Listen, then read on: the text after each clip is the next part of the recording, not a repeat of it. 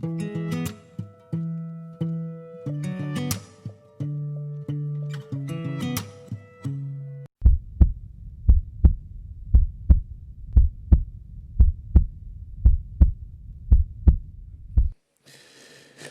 bem, queridos, nós vamos falar um pouquinho hoje sobre a expansão da Igreja de Cristo e alguns desdobramentos por conta dessa expansão. E eu queria convidar vocês para me acompanharem numa leitura que vai ser projetada em Atos, no capítulo 8, os versículos 1 até o versículo de número 25. Você então poderá me acompanhar nessa leitura e nós vamos falar um pouquinho sobre a expansão da igreja e alguns desdobramentos que aconteceram e que acontecem na história desta igreja que somos nós.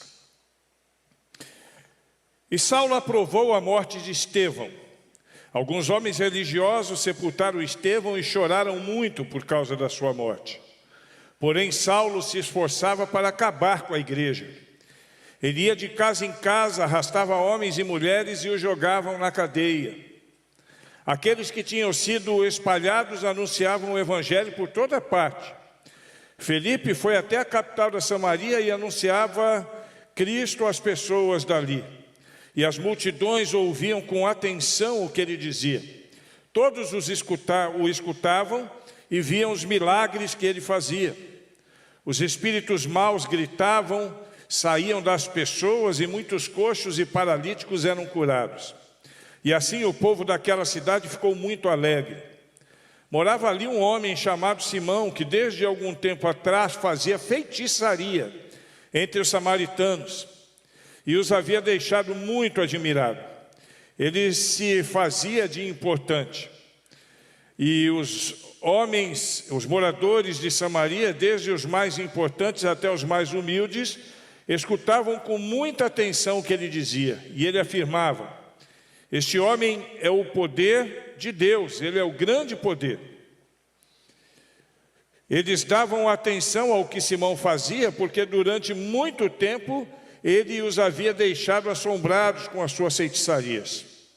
Mas eles acreditaram na mensagem de Felipe a respeito da boa notícia do reino de Deus e a respeito de Jesus Cristo. E foram batizados tanto homens como mulheres. O próprio Simão também creu. E depois de ser batizado, acompanhava Felipe de perto, muito admirado com os grandes milagres e maravilhas que ele fazia. Os apóstolos que estavam em Jerusalém ficaram sabendo que o povo de Samaria também havia recebido a palavra de Deus e por isso mandaram Pedro e João para lá. Quando os dois chegaram, oraram para que a gente de Samaria recebesse o Espírito, pois o Espírito ainda não tinha descido sobre nenhum deles. Eles apenas haviam sido batizados em nome do Senhor Jesus. Aí Pedro e João puseram as mãos sobre eles e assim eles receberam o Espírito.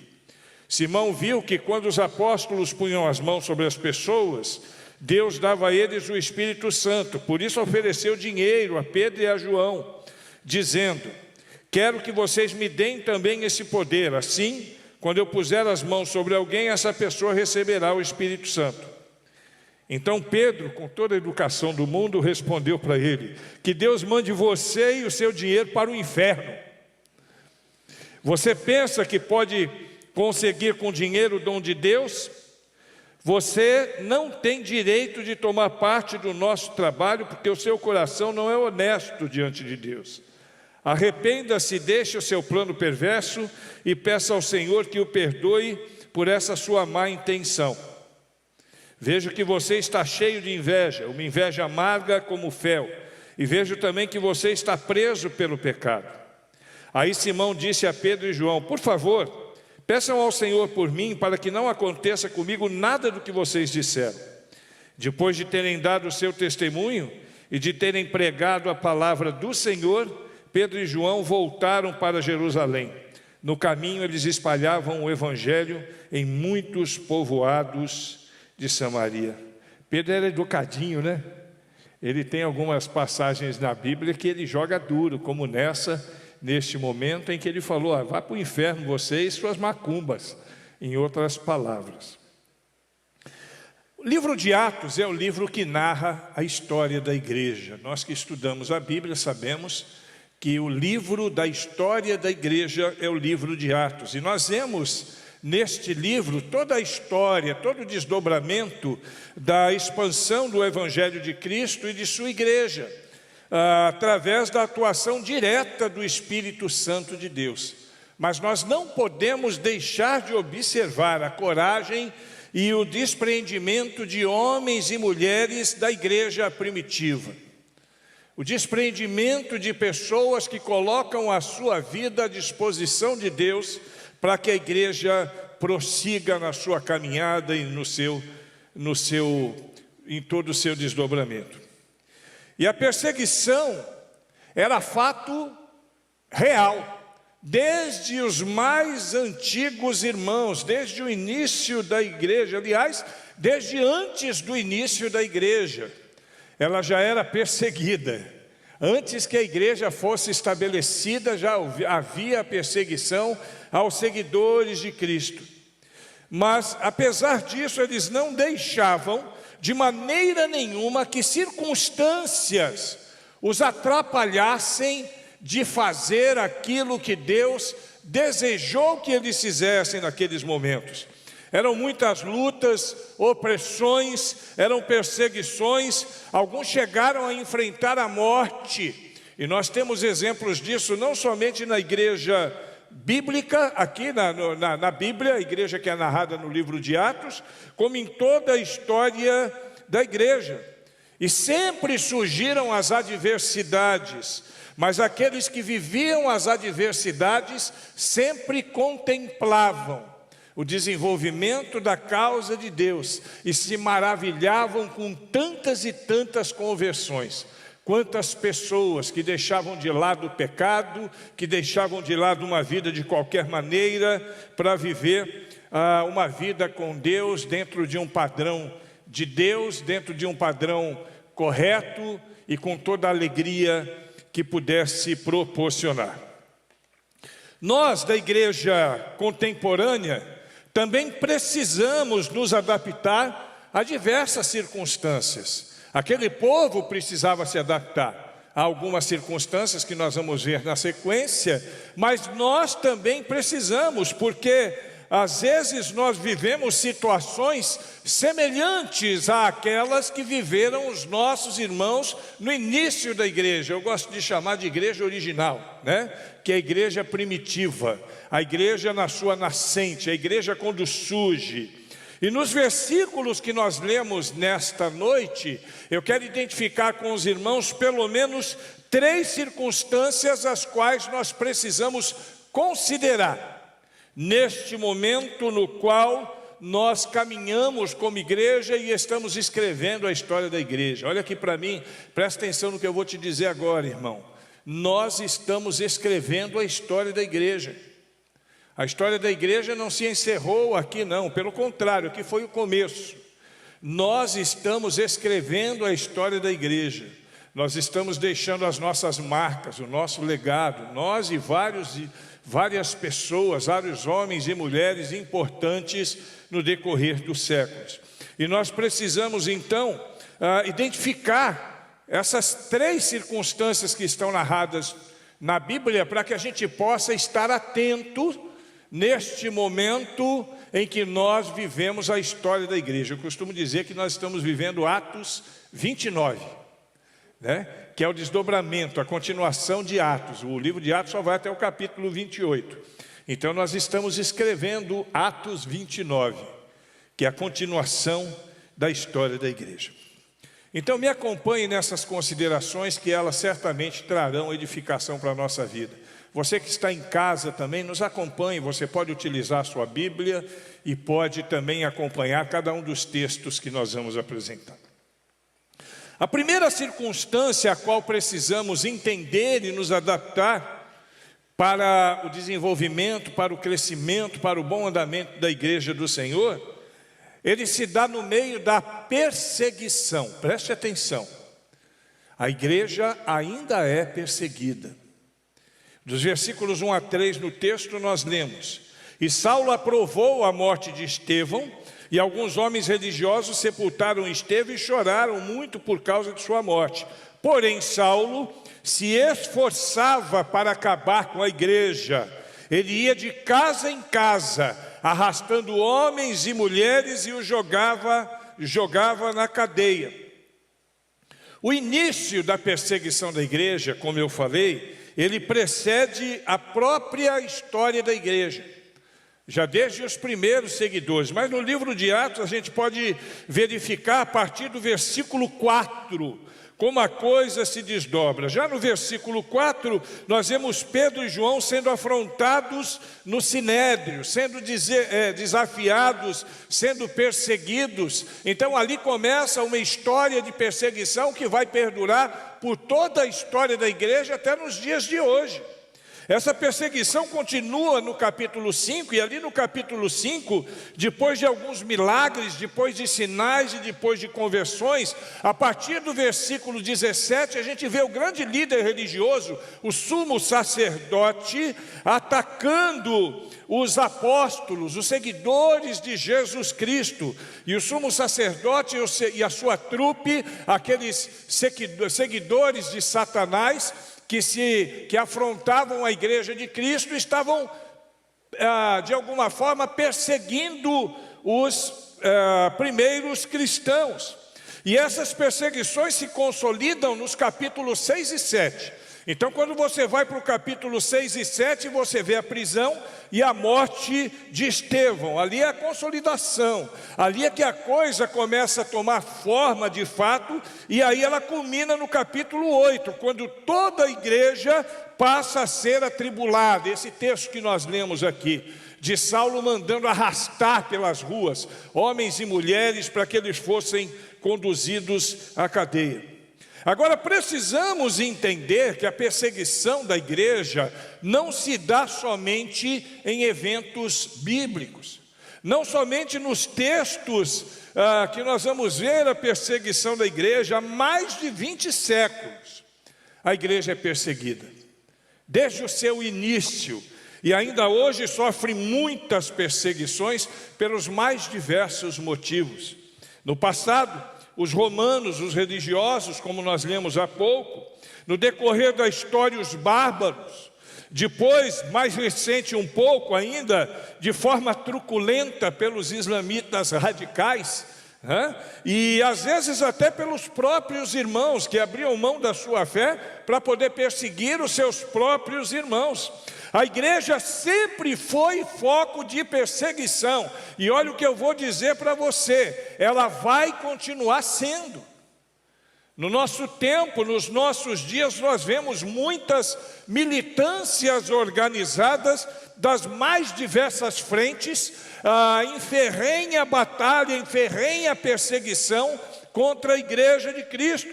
E a gente até reconhece que, em certo sentido, dentro da igreja institucional, existem pessoas de pouco entendimento, de pouca sabedoria, que são intolerantes e que provocam esses grupos. A gente percebe isso e faz com que a igreja toda sofra por causa disso. E nós sofremos as perseguições mais absurdas que se possa imaginar. Chamam a igreja de homofóbica, mas são cristofóbicos na sua essência. Eles chamam a igreja de intolerante, mas são intolerantes com a nossa fé. Eles chamam a igreja de preconceituosa, mas podem ser medidos com a mesma fita métrica, porque também são preconceituosos. Chamam a igreja de irrelevante, mas não reconhecem o nosso papel social dentro do contexto que nós vivemos. Isso é terrível. E o que não dizer da perseguição mundial que assola os cristãos em cada cantinho do nosso planeta? Existem muitos países onde o evangelho não é tolerado. Na China, por exemplo, estima-se, estudos da organização Portas Abertas dá conta que desde 1953, mais de 200 mil cristãos desapareceram naquele país. Foram mortos sob os regimes totalitários de extrema esquerda, daquele país. No regime de Kim Jong-un, há notícias de prisões e até de execuções, pelos motivos mais banais que você possa imaginar, às vezes apenas pela pessoa estar com uma Bíblia na mão. Ela é executada sumariamente, não tem um julgamento, não, é sumário. O Afeganistão é outro país, não reconhece o cristianismo e a tolerância a não islâmicos é visto com uma inconsistência. Ser cristão, segundo eles, é um crime, e um crime passivo de morte. Temos a Somália, temos a Líbia, temos o Paquistão, países que são extremamente perseguidores, que lutam ferrenhamente contra o Evangelho. E a Eritreia, alguém aqui já ouviu falar da Eritreia? Eritreia é um país na África, ele fica numa região chamada como Chifre Africano, lá em cima. Eu acho que está no lugar que deveria estar mesmo, no chifre, né? Chifre Africano. Esse é um dos países que mais odeiam cristãos em todo o mundo. Apesar da maioria da população, olha que absurdo, a maioria da população é adepta ao cristianismo. E é um dos países que mais odeia os cristãos, porque lá eles têm uma coisa de os cristãos terem que se registrar no governo. Então aqueles que não são registrados, eles são proibidos de realizar suas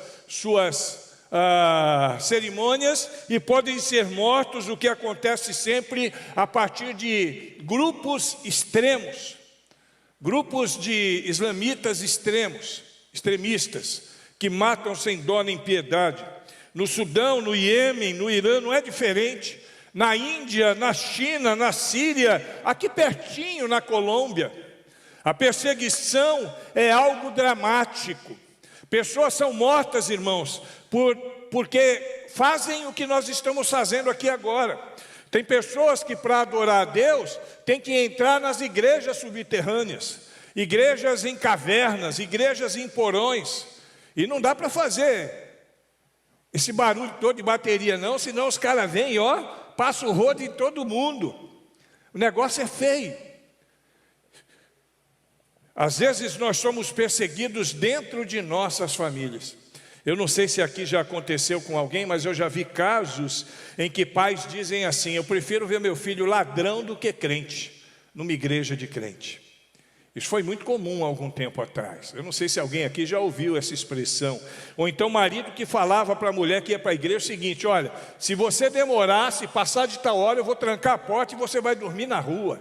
E quantas irmãs dormiram na rua por causa disso? Perseguição dentro da família, parentes que zombam da nossa fé. Quantos de nós temos ainda hoje parentes que zombam de nossa fé? É a perseguição. E o pior é que muitos abandonam a fé por causa da perseguição, mas uma grande maioria, graças a Deus, a maior parte dos cristãos suporta essas perseguições, sabendo que terão uma recompensa inestimável nos céus. Suporte, meu irmão, suporte. Nós não podemos muitas vezes escapar dessa circunstância. É uma circunstância, nada mais do que uma circunstância, e que eu acredito que tem a tendência de piorar. Isso não vai melhorar. Ah, pastor, o mundo está se modernizando e essas coisas vão acabar. Pelo contrário, essas coisas vão piorar a cada dia, porque a bola da vez para os grupos extremistas é a igreja, que ainda mantém firme as suas convicções na moral, na ética, dentro de um padrão cristão, dentro de um padrão que nós aprendemos de nossos pais, de nossos avós. Então a tendência é que isso piore.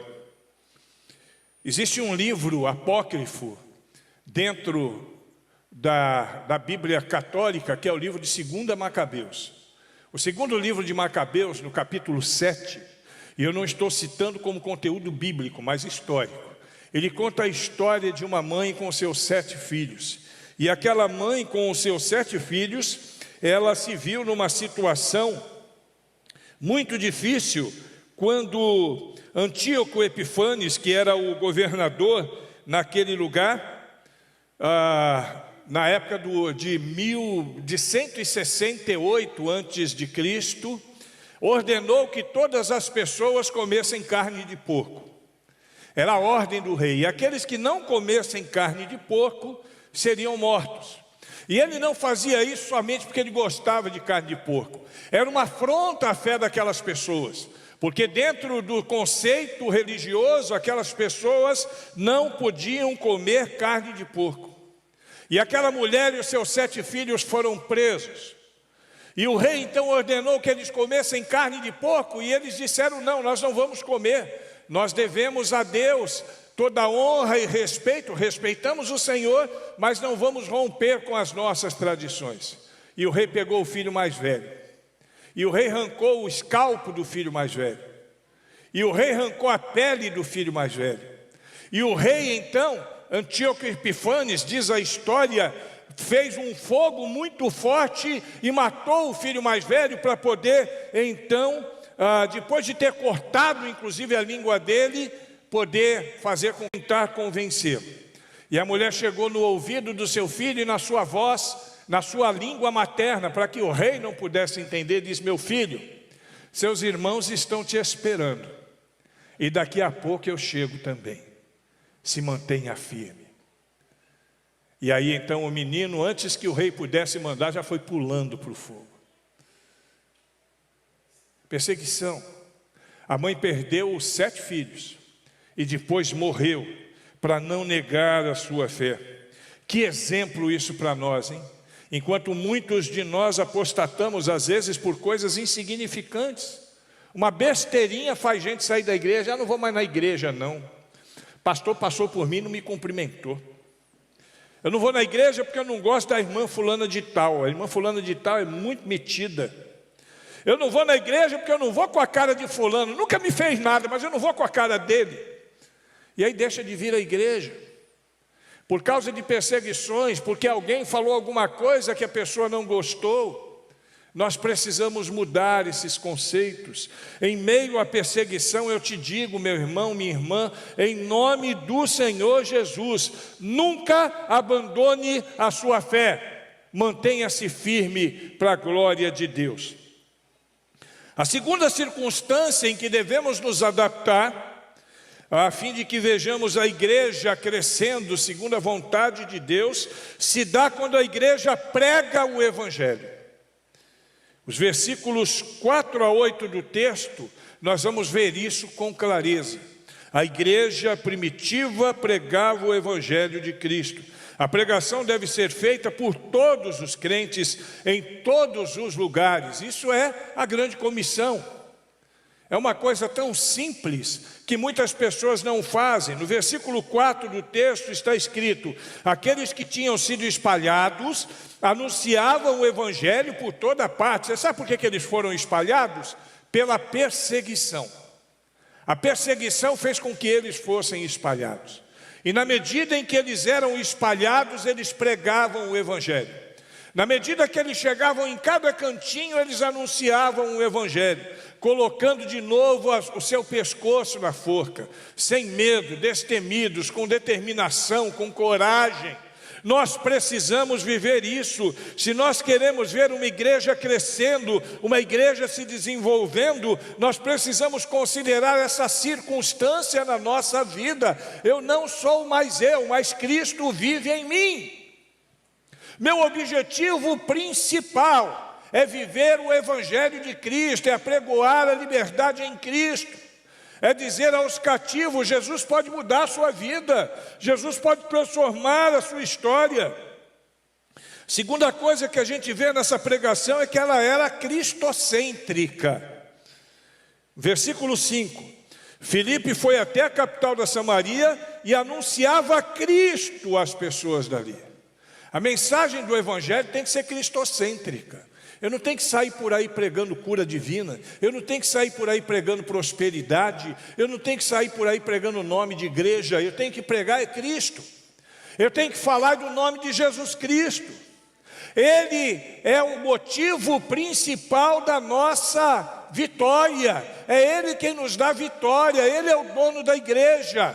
A igreja que nós anunciamos é a igreja centrada em Cristo, não é a igreja centrada em milagres, não é a igreja centrada em dinheiro. Ninguém está aqui para ser crente, ninguém está aqui atrás de cura. Nós estamos aqui porque nós somos lavados e remidos pelo sangue de Jesus, e as consequências certamente virão, mas não é o nosso objetivo principal. Nosso objetivo principal é o mesmo daqueles homens, é Cristo.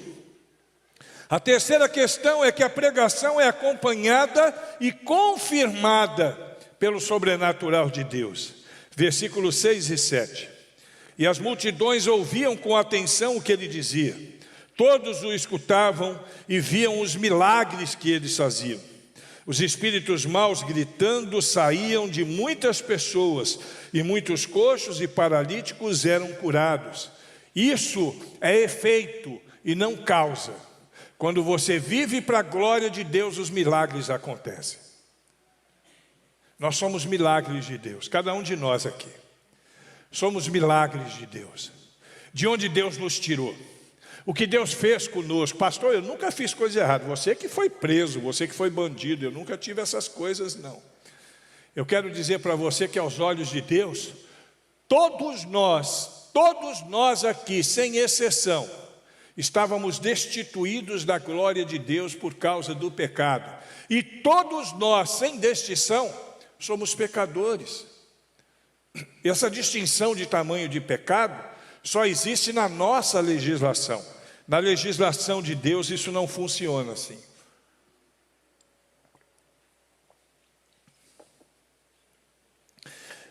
A pregação do Evangelho é acompanhada de milagres.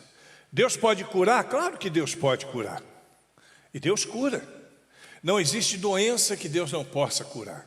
Eu já conheci uma pessoa, pelo menos, devo ter visto outros, mas um que é meu testemunho pessoal, foi curado de AIDS. Uma doença que até hoje não tem cura. Muitas pessoas são curadas de câncer. Quantas pessoas são curadas de câncer e alguém vai dizer, pastor, foi curada porque ela fez o tratamento e os médicos dão o conhecimento, quem dá o dom é Deus. O nosso problema é que a gente acha que cura divina é botar a mão na cabeça e estar curado em nome de Jesus, e não é assim que funciona. Quantas histórias de pessoas que pastores colocaram a mão, fizeram isso e no dia seguinte foram fazer o funeral da pessoa. Que vergonha, porque quiseram se sobrepor a Deus. O nosso objetivo maior não é a cura, irmãos. Nosso objetivo maior não é a riqueza. O nosso objetivo maior é viver para a glória de Deus. E aqueles que vivem para a glória de Deus, as bênçãos e as manifestações sobrenaturais os acompanham. Amém? Você quer ver o milagre de Deus? Continue firme com Deus. E a quarta questão é que a pregação do Evangelho produz grande alegria. Versículo 8. E assim o povo daquela cidade ficou muito alegre. Não tem outra coisa que nos torne mais felizes do que viver para a glória de Deus. Viver para Deus é muito gostoso. Viver para Deus traz alegria, traz paz, traz esperança. E quando você anuncia esse Evangelho, quando você fala desse Evangelho, as pessoas ficam felizes. As pessoas às vezes estão com o coração abatido. As pessoas às vezes estão chorosas. Quem sabe alguém veio aqui para a igreja hoje com o coração apertadinho. Quem sabe alguém que está nos assistindo ali agora esteja com o coração apertadinho. A pregação do Evangelho traz consolo. Que o Senhor nos console em nome de Jesus. Que o Senhor nos guarde, que o Senhor traga alegria no nosso coração em nome de Jesus. E a nossa maior alegria é viver para a glória de Deus. A nossa maior alegria é experimentar a vida com Deus. E não há nada melhor do que viver para a glória de Deus. E por último, a terceira e última circunstância que devemos nos adaptar se dá na medida em que a gente percebe, na nossa caminhada cristã, que o Evangelho produz frutos diferentes. Às vezes nós queremos que as pessoas sejam exatamente como somos. Isso não é possível. Cada um de nós aqui tem uma personalidade. Cada um de nós é diferente e Deus trata cada um de nós conforme o que somos. Não existe um padrão, nós não somos robôs, não existe um padrão, não, existe um padrão, é claro, que é Pedro e João para lá. Quando os dois chegaram, oraram para que a gente de Samaria recebesse o Espírito Santo, pois o Espírito ainda não tinha descido sobre nenhum deles. Eles apenas haviam sido batizados em nome do Senhor Jesus. Aí Pedro e João puseram as mãos sobre eles e eles receberam o Espírito Santo. Para você entender isso aqui, você tem que entender que samaritano, ele era desprezado pelo povo judeu. O povo judeu odiava samaritano. Samaritano era a escória da sociedade, era o lixo. Eles não queriam conversa. Mas os apóstolos ficaram sabendo que lá em Samaria pessoas se converteram.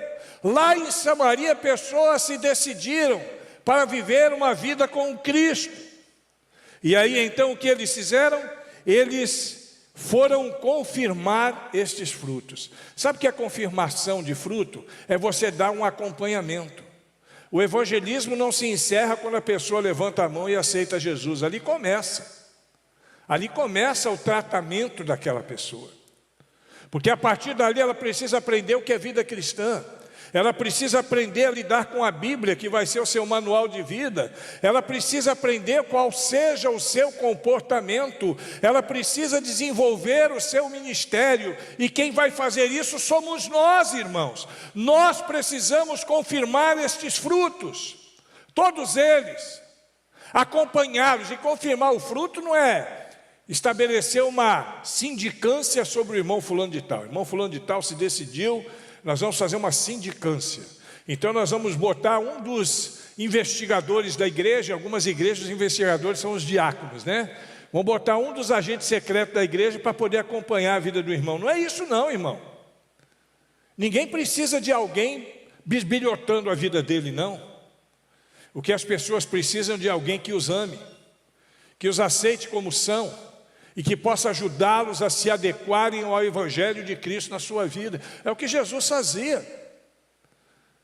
Olhando para uma prostituta, olhando para um ladrão, olhando para qualquer pessoa que era desprezada pela sociedade, dizendo: eu te abençoo, agora você vai e não peques mais. Esse é o padrão. A segunda questão diz respeito dos frutos que às vezes podem ser superficiais. Presta atenção nisso.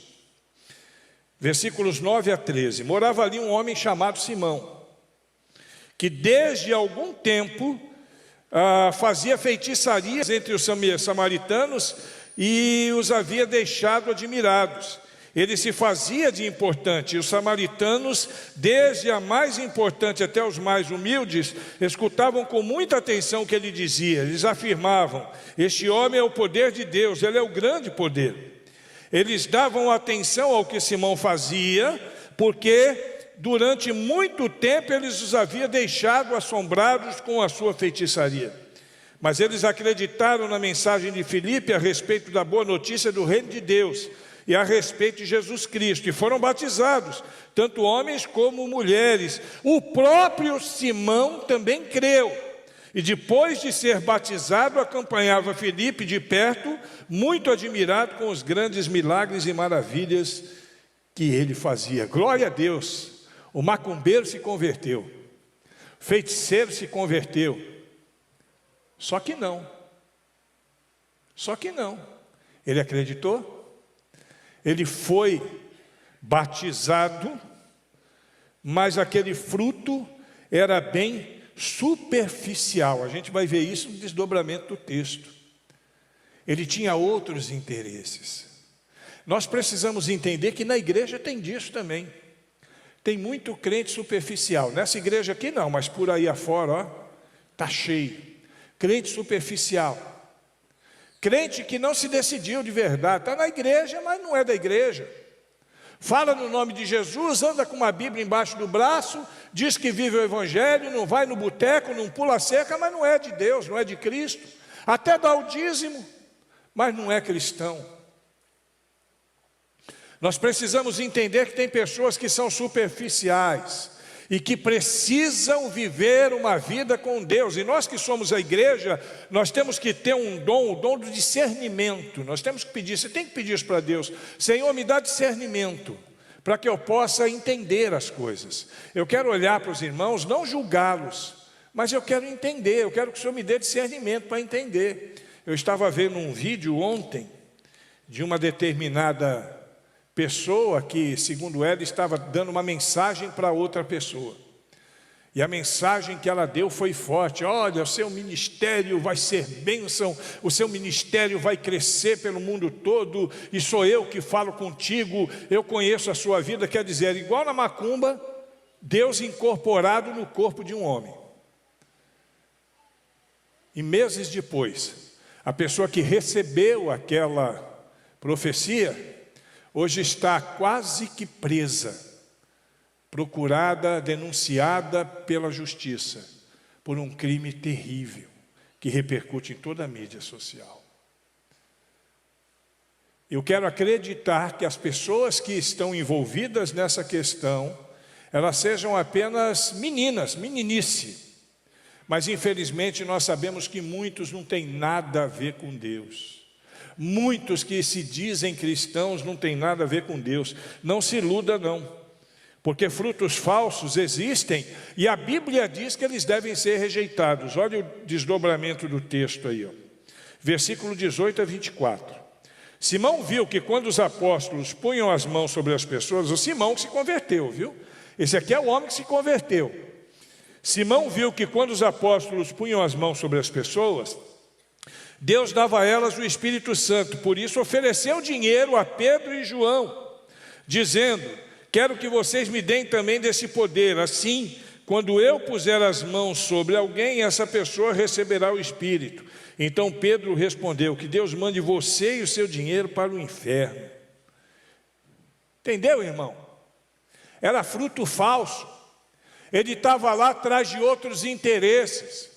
E Pedro discerniu isso muito bem. Pedro discerniu isso muito bem. Ah, pastor, quer dizer que Simão não teria chance de se converter? Teria, e eu espero que ele tenha se convertido, porque no versículo 24 ele diz assim: Pedro e João, por favor, peçam ao Senhor por mim, para que não aconteça comigo nada do que vocês disseram. E se ele se converter, obviamente que não vai acontecer.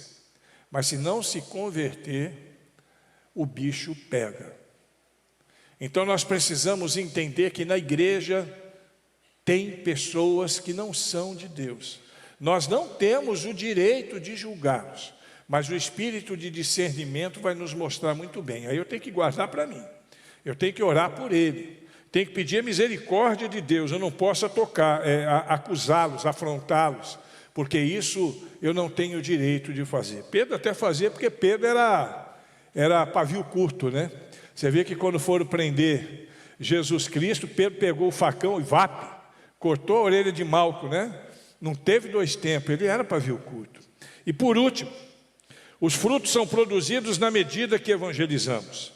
Versículo 25, encerrando. Depois de terem dado o seu testemunho e de terem pregado a palavra do Senhor, Pedro e João voltaram para Jerusalém. No caminho eles espalhavam o evangelho em muitos povoados de Samaria. Era o desafio de Pedro, de João, era o desafio de Paulo, de Barnabé, de Mateus, de Marcos, de Filipe, de todos aqueles homens que viveram neste contexto. Mas é o desafio também de Samara, é o desafio de Ranieri, é o desafio de Fidelino, é o desafio de Glaucia, é o desafio de Laudelino, é o desafio de cada um de nós. Pregar o evangelho por onde quer que nós estejamos. É o desafio de Renato, é o desafio de todos nós. Atos, é o seu desafio também, Atos. Todos nós somos desafiados a sermos ativos em qualquer circunstância de vida, seja qual for a circunstância que nós estejamos vivendo. Os mais antigos vão lembrar daquela canção, né? Esta paz que eu sinto em minha alma, não é porque tudo me vai bem. Essa paz que eu sinto em minha alma, é porque eu sirvo ao meu Senhor. Não olhe as circunstâncias, não olhe as circunstâncias, olhe o seu amor. Não me guio por vistas, alegre sou. Talvez a gente viva alguma circunstância de perseguição, talvez a gente viva algum momento difícil na nossa vida, mas como diz ainda aqui no próprio texto da canção, e é também a palavra de Abacuque, ainda que a terra não floresça, a vide não dê o seu fruto, e ainda que os montes se lancem ao mar e a terra trema, eu hei de confiar, porque eu não olho circunstâncias, eu olho o seu amor, não me guio por vistas, alegre vou. Que Deus nos faça entender que a expansão da igreja depende de nós. É claro que a parte sobrenatural é Deus quem faz, mas Deus, aprove a Ele nos fazer partícipes nesse processo. Que mesmo com a perseguição, o Evangelho caminha vitoriosamente. Um dos pais da igreja, Crisóstomo, ele falou o seguinte: o sangue dos cristãos é como semente. No momento mais difícil de perseguição da igreja, ele disse: o sangue dos cristãos é como semente. Que se for necessário derramarmos o nosso sangue, que o nosso sangue seja semente também, e que tenhamos a alegria de participar na evangelização, independente de qualquer coisa. Feche os seus olhos, irmão. Feche os seus olhos, irmã. Vamos cantar essa canção juntos? Deu vontade de cantar essa canção. Esta paz que eu sinto em minha alma não é porque tudo me vai bem. Esta paz que eu sinto em minha alma é porque eu sirvo ao meu Senhor. Não olho circunstâncias, não olho o seu amor, seu grande amor. Não me guio por vistas, alegre vou. Não olho circunstâncias, não olho o seu amor, seu grande amor. Não me guio por vistas, alegre vou. Este gozo que sinto em minha alma, fique de pé, não é porque tudo me vai bem. Este gozo que sinto em minha alma é porque eu sirvo ao meu Senhor. Não olho circunstâncias, não olho o seu amor. Não me guio por vistas, alegre vou. Não olho circunstâncias, não olho o seu amor, seu grande amor. Não me guio por vistas, alegre estou. E ainda que a terra não floresça e a vide não dê o seu fruto, e ainda que os montes se lancem ao mar e que a terra trema, hei de confiar. Bem forte agora. Não olho circunstâncias, não olho o seu amor. Não me guio por vistas, alegre estou. Não olho circunstâncias, não olho o seu amor. Não me guio por vistas.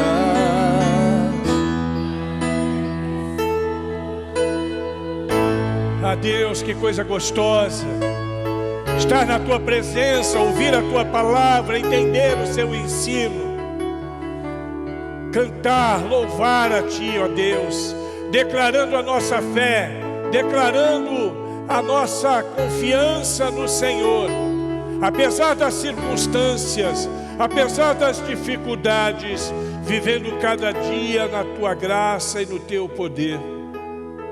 Que a tua palavra seja aplicada aos nossos corações, que não nos falte, Senhor, esta confiança, que as circunstâncias da vida não nos afaste do Senhor, e que o Senhor nos encha de paz, que o Senhor nos encha de alegria, que o Senhor nos encha com o teu amor todos os dias, no nome do Senhor Jesus.